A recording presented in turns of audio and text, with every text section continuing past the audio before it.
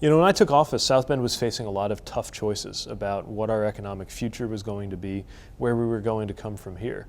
You know, one of the things I noted about that term I was running for as mayor is it was going to include the 50-year anniversary of the end of Studebaker and the 150th anniversary of the official formation of the city.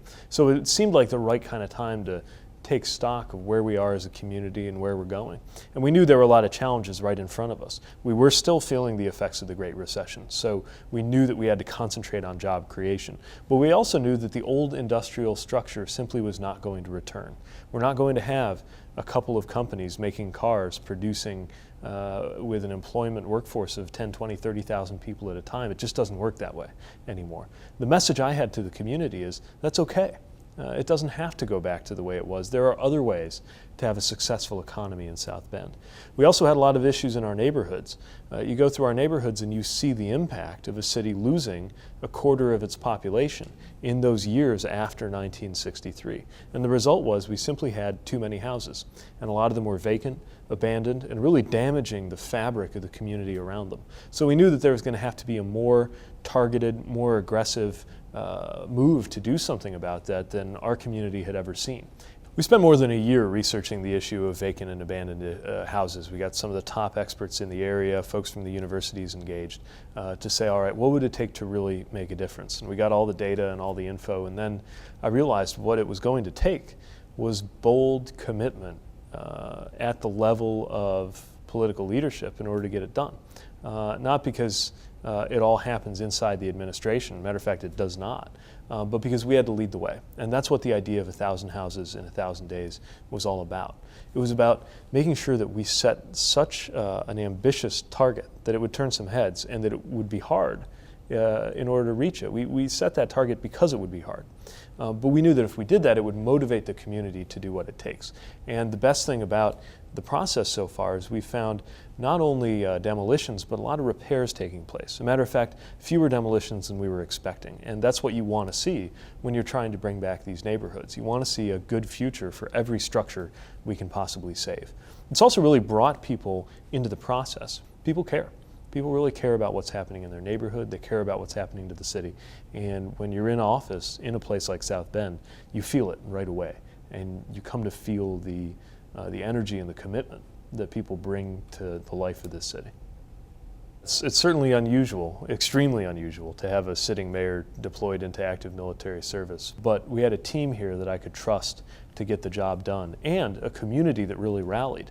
You know, we have hundreds of thousands of members of the Reserve or the National Guard, people who are in the military but also have a day job.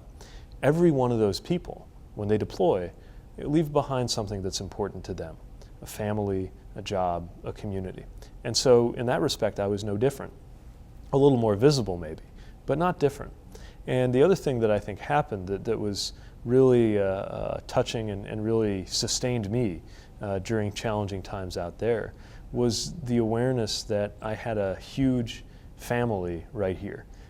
Well, I'll tell you, in this job you learn every day, and you learn most of your lessons the hard way. It's not enough for you to think you have the answer. You have to be communicating and engaging with a lot of other people who see the world sometimes in a very different way. And you have to get some kind of consensus in order to move forward on anything. And in that process, sometimes you learn that maybe you didn't have all the answers, and maybe there's a better way, or at least a different way to think about the problem and think about the opportunity. So having that kind of openness and listening and extending yourself to other people is something that you can really only learn, I think, through doing. One of the things that I love about this moment when I've been privileged to serve as mayor is the timing of it. I just think that we're at this exceptional moment in the life of our community. And I think this will be remembered as a real turning point between what's come before and what's going to come ahead.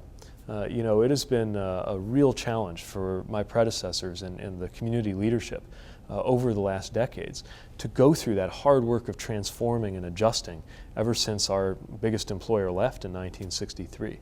I think now we've finally come through that and we're set up for success. And we're learning how to have a more vibrant urban core.